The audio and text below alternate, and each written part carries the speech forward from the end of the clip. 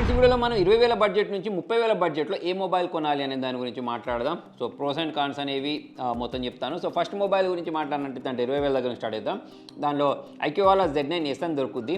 Mobile అనేది బాగుంటుంది. అయితే వీళ్ళదే ఇంకొక కంపెనీ ఉంటుంది వివో అని చెప్పేసి, టీటీ ప్రో అని చెప్పేసి. ఇక్కడ మన ఐక్యూ అన్న వివో అన్న రెండు ఒకటే అని చెప్పేసుకోవచ్చు. ఈ రెండింటిలో పెద్ద తేడాలు అయితే ఏముండవు బ్రాండ్ వాల్యూ తప్పిస్తే. సో మొబైల్ గురించి మాట్లాడినట్టు మంచి బ్యాటరీ బ్యాకప్ వస్తుంది. 5500 mAh బ్యాటరీ ఇచ్చారు కాబట్టి ఆరాంగా మనం 1 day వరకు అయితే వాడుకోవచ్చు. బాక్స్లో ఛార్జర్ ఇస్తారు, 44 watts ఛార్జర్ ఉంటుంది, ప్లస్ స్టీరియో స్పీకర్స్ ఉంటాయి. సో మరి దీనిలో సౌండ్ విన్నప్పుడు లౌడ్గా వినిపిస్తుంది. ఇక మరి మీడియాటెక్ డైమెన్సిటీ 7300 ప్రాసెసర్ని ప్రొవైడ్ చేస్తారు. మీరు యావరేజ్ లెవెల్ గేమింగ్ చేసేసుకోవచ్చు. డే టు డే లైఫ్ యూజ్లో మనకు ఎటువంటి డిస్టర్బెన్స్ ఉండదు. ప్లస్ ఎటు వాళ్ళతో కాల్ మాట్లాడేటప్పుడు ఎటువంటి అనౌన్స్మెంట్ కూడా రాదు. అయితే దీనిలో మన మొబైల్లో నెగిటివ్ పాయింట్స్ గురించి మాట్లాడినట్లయితే అల్ట్రా వైడ్ యాంగిల్ కెమెరా ఇవ్వలేదు. మరి ఇంత బడ్జెట్లో అల్ట్రా వైడ్ యాంగిల్ కెమెరా కూడా ఇస్తే బాగుండని చెప్పేసి అనిపించింది. ఇంకోటి మనకు సాఫ్ట్వేర్ కూడా క్లీన్గా ఉండదు. కొన్ని యాప్స్ని మనమే మాన్యువల్గా అన్ఇన్స్టాల్ చేయాల్సి వస్తుంది. సో ఇదైతే గుర్తుపెట్టేసుకోండి. స్లిమ్ ఉండే ఫోన్ కావాలి అనుకుంటే దీని వైపు చూడవచ్చు. అయితే దీనిలో మనకు IP64 రేటింగ్ ఇచ్చారు. చాలామంది ఏమనుకుంటారంటే IP64 ఇచ్చిన కారణంగా మన మొబైల్ అనేది నీళ్ళల్లో పడేసినా కూడా ఏం కాదని చెప్పేసి అనుకుంటూ ఉంటారు. కాకపోతే అట్లాంటిది ఏం చేయకండి. ఈ మొబైల్ నీళ్ళలో తడిసినా ఏం కాదని చెప్పేసి దానికి స్నానం చేయించారనుకోండి, అది పాడైన తర్వాత చెమటలు బట్టి మనం స్నానం చేయాల్సి వస్తుంది. కాబట్టి అటువంటి పనులు ఏం చేయకండి. ఈ మొబైల్ అనే కాదు, ఇప్పుడు మనకు IP68 రేటింగ్ తోటి కూడా మొబైల్స్ ఇస్తూ ఉంటారు వాళ్ళు. అంటే కంపెనీ వాళ్ళు ఒక ప్రొటెక్షన్ అయితే ఇచ్చారు, అలా అని చెప్పేసి దాన్ని పాడు చేసుకోమని కాదు. సో ఇదైతే గుర్తుపెట్టుకోండి. ఇక నెక్స్ట్ 20,000 దగ్గరలో కొనదగ్గ మొబైల్ నథింగ్ ఫోన్ 2A అని చెప్పేసి దొరుకుద్ది. మొబైల్ ఒక ప్రత్యేకత ఏంటి అంటే సాఫ్ట్వేర్ సూపర్గా ఉంటుంది. అప్డేట్స్ అనేవి రెగ్యులర్గా వస్తూ ఉంటాయి. ఏ చిన్న లోపం వచ్చినా ఫాస్ట్గా ఫిక్స్ చేస్తూ ఉంటారు. ఇక్కడైతే వీళ్ళని మెచ్చుకోవచ్చు. కెమెరా పరంగా చూసుకున్నా, లేకపోతే చాలామందికి దీని డిజైన్ నచ్చొచ్చు నచ్చకపోవచ్చు. నచ్చే దాంట్లోనే పెడుతున్నాను నేను. ఒకవేళ మీరు అందరికంటే కొంచెం వేరేలాగా కనిపించే ఫోన్ కావాలనుకున్నా సరే ఈ మొబైల్ అనేది బాగానే అనిపిస్తుంది. 3+4 years సాఫ్ట్వేర్ అప్డేట్స్ ఇస్తూ ఉంటారు. అయితే మరి నచ్చిన విషయాల గురించి మాట్లాడినట్టయితే బ్యాక్ సైడ్ ప్లాస్టిక్ బ్యాక్ ఇచ్చారు. అది మెరుస్తుంది కదా, అందరు చూపించాలని చెప్పేసి మీరు బ్యాక్ కేసు వేసుకోలేదు అనుకోండి, కింద పడ్డది అనుకోండి, పట్టు అని వెళ్ళిపోద్ది. సో అదైతే గుర్తుపెట్టుకోండి. నెక్స్ట్ ఇంకోటి, బాక్స్లో ఛార్జర్ ఇవ్వరు. ఇంత డబ్బులు తీసుకున్న తర్వాత వాళ్ళు బాక్స్లో ఛార్జర్ ఇస్తే బాగుంటుందని చెప్పేసి నాకు అనిపించింది. మీకు కూడా అనిపిస్తుంది. ఒకవేళ అనిపిస్తే కింద కామెంట్లో రాయండి. నెక్స్ట్ ఇంకోటి, డిస్ప్లే యొక్క బ్రైట్నెస్ బాగుండదు. 1300 nits బ్రైట్నెస్ ఇచ్చారు. ఇప్పుడు మధ్యకాలంలో 20,000 కంటే ఎక్కువ డబ్బులు పెట్టిన తర్వాత మనకు మంచి బ్రైట్నెస్ ఉండే మొబైల్ కావాలి అంటే ఇది వేస్ట్ అని కాదు, యావరేజ్ ఉంటుంది. 5200 mAh బ్యాటరీ, మీడియాటెక్ డైమెన్సిటీ 7200 వాళ్ళకి సంబంధించిన కస్టమైజ్ ప్రాసెసర్ ఒకటి పెట్టారు. పర్ఫార్మెన్స్ అనేది కూడా బాగానే ఉంటుంది. నెక్స్ట్ మీకు మంచి కాంపాక్ట్గా ఉండే ఫోన్ కావాలి అంటే, కర్వ్డ్ ఉండే ఫోన్ కావాలి అంటే మన రియల్మీ వాళ్ళ P2 Pro తీసుకోవచ్చు. చెప్పాను కదా, కర్వ్డ్ ఉంటుంది, డిస్ప్లే బ్రైట్నెస్ అనేది బాగుంటుంది. స్నాప్డ్రాగన్ 7 Gen 2 ప్రాసెసర్ యూస్ చేశారు. యావరేజ్ పర్ఫార్మెన్స్ వస్తుంది. ఈ ప్రాసెసర్ తోటి మార్కెట్లో చాలా మొబైల్స్ అయితే ఉన్నాయి. కెమెరా పర్ఫార్మెన్స్ బాగానే ఉంటుంది. Ultra wide angle camera provide చేశారు. బాక్స్లో ఛార్జర్ కూడా ఉంటుంది, 80 watts ఛార్జర్. సో మరి ఒకవేళ మీకు రియల్మీ బ్రాండింగ్ తోటి ప్రాబ్లం లేదు, దానిలో బ్లోట్వేర్స్ ఎక్కువ ఉంటాయి, సో వాటిని నేను అన్ఇన్స్టాల్ చేసుకుంటాను అంటే ఈ మొబైల్ని చూడవచ్చు. ఫ్రెండ్స్, ఈ వీడియోలో నేను మీకు 20,000 నుంచి 30,000 బడ్జెట్లో ఈ మొబైల్స్ ఉన్నాయని మాత్రమే హింట్ ఇస్తున్నాను. దానిలో లోపాలు, తర్వాత దానిలో ఉండే ప్లస్ పాయింట్స్ గురించి చెప్తున్నాను. పర్టికులర్గా ఈ బ్రాండ్ కొనుక్కోండి అని చెప్పేసి ఏ బ్రాండ్ గురించి కూడా సజెస్ట్ చేయట్లేదు. సో దీని గురించి అయితే మీరు పక్కా రీసెర్చ్ చేయండి. మీకు ఇంకా అర్థం కాలేదనుకోండి, ఆల్రెడీ మీరు ఒక మొబైల్ కొనుక్కునేటప్పుడు ఎటువంటి విషయాలు చూడాలి అనే దాని గురించి ఒక వీడియో చేశాను. ఆ వీడియో చూస్తే మీకు ఇంకా క్లియర్ కట్గా అర్థం అవుద్ది. సో ఆ వీడియోని కూడా నేను డిస్క్రిప్షన్లో లింక్ ప్రొవైడ్ చేస్తాను. ఆ వీడియోని కూడా చూడండి. ఈ చైనా మొబైల్ అన్నీ వద్దు, ఇండియన్ మొబైలే ముద్దు అనుకునే వాళ్ళు ఏం చేయొచ్చు అంటే లావా అగ్ని 3 కొనుక్కోవచ్చు. ప్రత్యేకత ఏంటి అని అంటే 2 డిస్ప్లేలు ఇచ్చారు. ముందు ఒక డిస్ప్లే, బ్యాక్ సైడ్ ఒక డిస్ప్లే ఇచ్చారు. అంటే 22,000 24,000 ఆ ప్రైజింగ్లో మనకు ఒక మొబైల్ కావాలి అంటే, అది కూడా ఇండియన్ బ్రాండింగ్ మొబైల్ కావాలంటే తీసుకోవచ్చు. సో ఇంకా మనకు ఎన్ని రకాల ఫీచర్స్ అయితే కావాలో అన్ని రకాల ఫీచర్స్ ఇచ్చారు. కాకపోతే దెబ్బ తినేది ఎక్కడ అంటే లావా బ్రాండింగ్ దగ్గరనే. చాలామంది లావా మొబైల్ అన్న వెంటనే బ్యాక్ స్టెప్స్ వేస్తారు. అందరం చెప్పట్లేదు, చాలామంది. ఎందుకు అనంటే మనకు ఈ చైనా కంపెనీ వాళ్ళతో పోల్చుకున్నట్టయితే ఆఫ్టర్ సేల్ సర్వీస్ అయినా కానివ్వండి, సాఫ్ట్వేర్ అప్డేట్స్ అయినా కానివ్వండి, నెక్స్ట్ కెమెరా గురించి మాట్లాడినట్టయితే కెమెరా పరంగా కూడా లావా వాళ్ళు ఇంకా చాలా ఇంప్రూవ్ అవ్వాల్సి ఉంటుంది. సో అదొక్కటి వీళ్ళు దృష్టిలో పెట్టుకోవాలి. కాకపోతే అడ్వాంటేజెస్ లేవా అంటే చాలా మంచి విషయాలు దీనిలో వీళ్ళు తక్కువ బడ్జెట్లోనే ప్రొవైడ్ చేశారు. నేను ఇంతకుముందు చెప్పినట్టు డ్యూయల్ డిస్ప్లేని ప్రొవైడ్ చేస్తారు తక్కువ ప్రైజింగ్లో, అది మంచి విషయం. టెలిఫోటో లెన్స్ని ప్రొవైడ్ చేయడం, ఓఎస్ని ప్రొవైడ్ చేయడం, ఇవన్నీ బాగానే ఉంటాయి. కానీ అవన్నీ కూడా అప్ టు మార్క్ లేవు అన్నట్టు, అంటే 100% లేవు. ఉన్నాయంటే ఉన్నాయనే విధంగా ఉన్నాయి. ఒకవేళ మీకు ఇండియన్ బ్రాండ్ మొబైల్ కావాలంటే దీని వైపు చూడొచ్చు. ఇక మోటరోలాలో 2-3 మొబైల్ ఉన్నాయి. ఒకటి వచ్చేసి 8G50 ఫ్యూజన్ అని చెప్పేసి ఉంది, 8G50 నియో అని చెప్పేసి ఉంది. ప్రైజింగ్ డిఫరెన్స్ ఉంటుంది.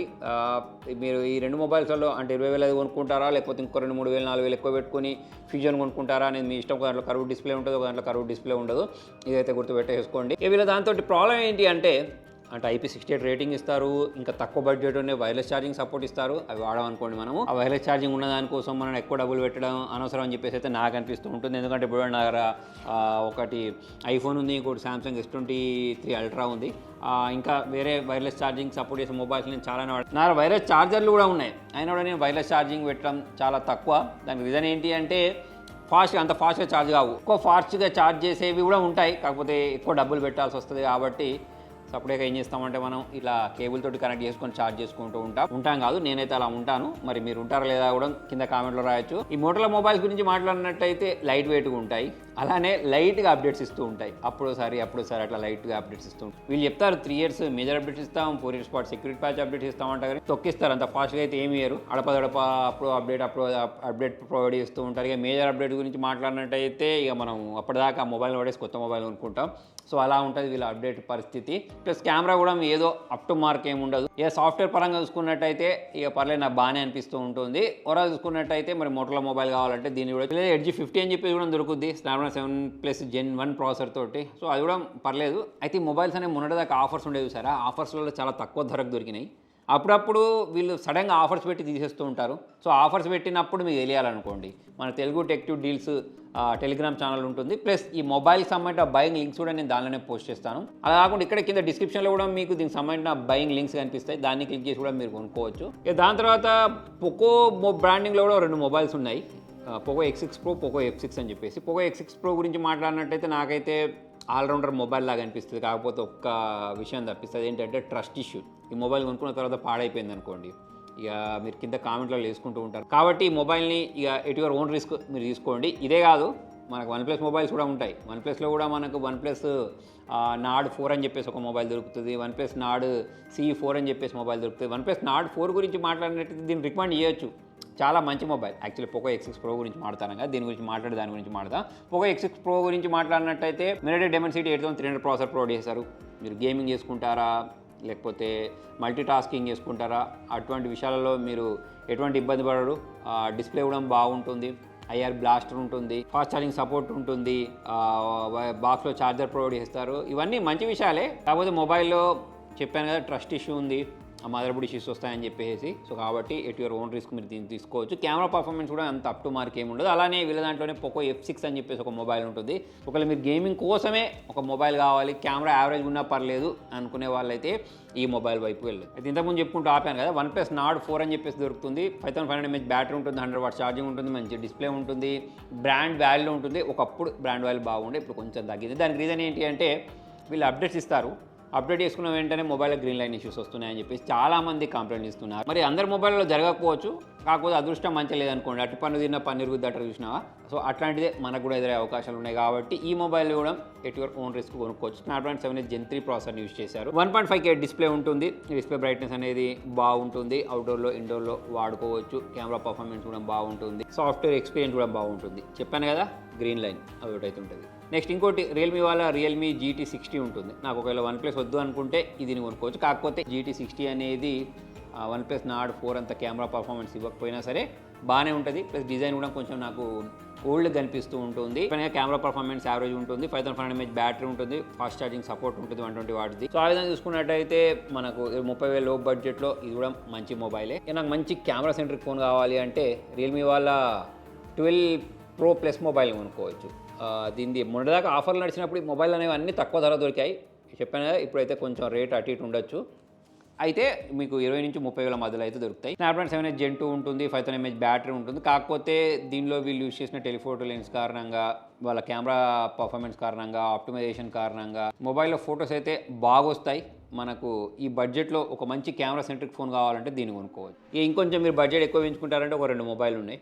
ఒకటి వచ్చేసి T3 Ultra వివో వాళ్ళది, బాగుంది మొబైల్. MediaTek Dimensity 9200+ ప్రాసెసర్ని యూస్ చేశారు. పర్ఫార్మెన్స్ బాగుంటుంది, కెమెరా పర్ఫార్మెన్స్ బాగుంటుంది, ఫాస్ట్ ఛార్జింగ్ ఉంటుంది, మంచి బ్యాటరీ బ్యాకప్ వస్తుంది, IP68 రేటింగ్ కూడా ఉంటుంది. ఓవరాల్గా మీకు వివో బ్రాండింగ్ తోటి ప్రాబ్లం లేదు అనుకుంటే ఈ మొబైల్ని కొనుక్కోవచ్చు. ఇంకోటి OnePlus 11R అని చెప్పేసి ఉంది. దీనిలో కూడా చాలా మంచి విషయాలు ఉన్నాయి. Snapdragon 8+ Gen 1 ప్రాసెసర్ ఉంటుంది. పర్ఫార్మెన్స్ పరంగా, కెమెరా పరంగా, డిస్ప్లే పరంగా, సాఫ్ట్వేర్ పరంగా అన్నీ బాగానే ఉంటాయి. బాగాలేంది ఏంటంటే ఒకటి, మనకి మొబైల్ అనేది ఓల్డ్ మొబైల్, 1 సంవత్సరం పాత మొబైల్. ఈ అప్డేట్ చేసుకున్న తర్వాత మీ మొబైల్లో గ్రీన్ లైన్ ఇష్యూస్ రావచ్చు, రాకపోవచ్చు, ఇక దేవుడు తెలుసు. కానీ మొత్తానికైతే ఈ మొబైల్ తోటి ఆ ప్రాబ్లం అయితే ఉంటుంది. ఫ్రెండ్స్, ఈ మొబైల్సే కాకుండా ఇంకా ఏమైనా మొబైల్స్ని మిస్ చేసి ఉంటే కింద కామెంట్లో రాయండి. ప్లస్ ఎప్పుడైనా సరే ఎవరైనా మొబైల్ సజెస్ట్ చేశారంటే బ్లైండ్గా కొనుక్కోకండి. గూగుల్లోకి వెళ్ళి నేను ఆల్రెడీ చెప్పాను ఏమేమి చేయాలనేది. ఫస్ట్ ఆ స్టెప్స్ని ఫాలో అవ్వండి.